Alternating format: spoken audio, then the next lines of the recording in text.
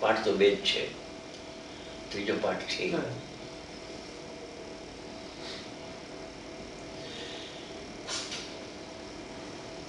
જ્ઞાતા છે માટે કરતા નથી એવું પાકું થયા પછી જ્ઞાતા છે પણ કોનો પ્રશ્ન મોટો. કેમ પરિણામ થવાયો થાય છે, મારાથી થતા નથી એમ હું જાણું છું.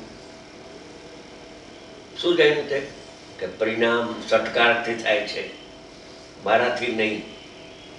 એમ પરિણામને હું એવા પરિણામને જાણું છું. તો જ્ઞાતા નર્યો કરતા થઈ ગયો. શબ્દમાં જ્ઞાતા કેમ કે હા, શબ્દમાં જ્ઞાતા રહ્યો, ભાવમાં કરતા રહ્યો.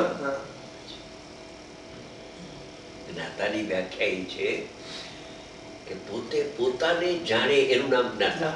એટલે પરને જાણે નહીં અને પોતે પોતાને જાણે છે એનું નામ જ્ઞાતા છે. આ જ્ઞાતાની વ્યાખ્યા કરી છે આચાર્ય મહારાજ.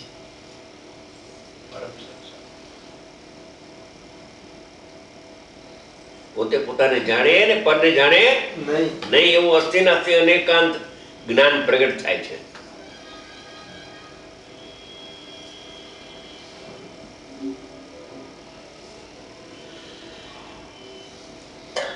આ તો ભાઈ પોતે નિર્ણય કરે,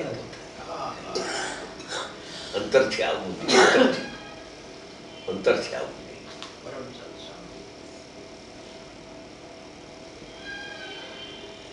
ઠીક, નિશ્ચય ન કરે તો કાંઈ નહીં પરિણામ, પણ વ્યવહારે તો કરે ને. જો વ્યવહારે નહીં કરે તો બંધ મોક્ષની સિદ્ધિ નહીં થાય. એમ અજ્ઞાની વિદ્વાન વાત કરે, અજ્ઞાની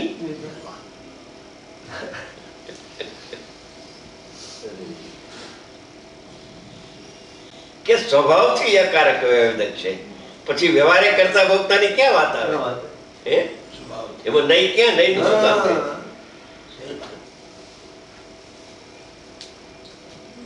સાહેબ ઉપરનો જ્ઞાતા તો નથી, જાણનારું જણાય છે. શેમાં જણાય છે?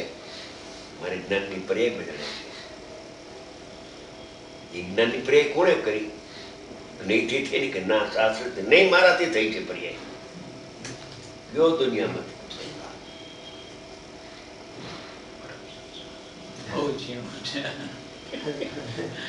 ભૂલી જાય, ધ્રુજી ગયા.